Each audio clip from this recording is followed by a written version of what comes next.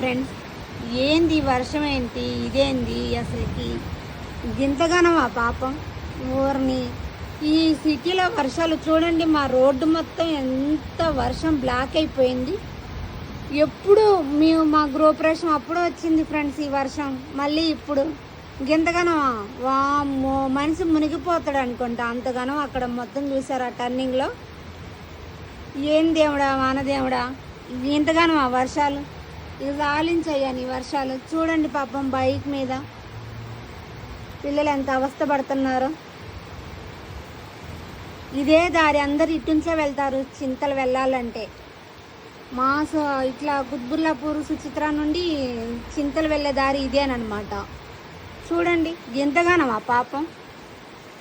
ఎడారిలో పడరా స్వామి వర్షాలు. ఇక్కడ మా జాలింగ వాటర్.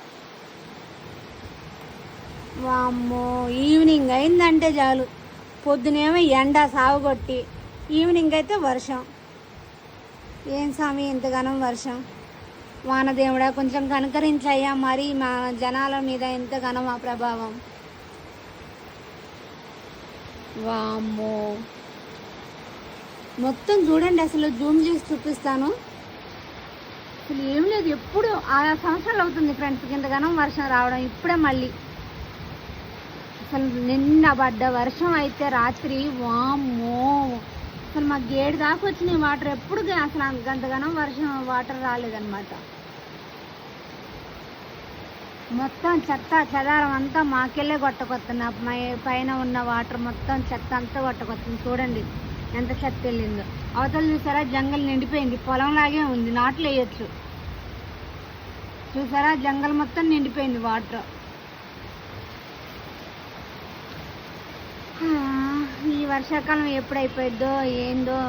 పిల్లలు స్కూల్ నుండి వచ్చే టైంకి వర్షం, మార్నింగ్ ఉండదు, ఈవినింగ్ అయితే చాలు ఇదే వర్షం, ఇదే తంతు. రోజు నెల అవుతుంది, ఇంకా మేఘాలు ఉన్నాయి.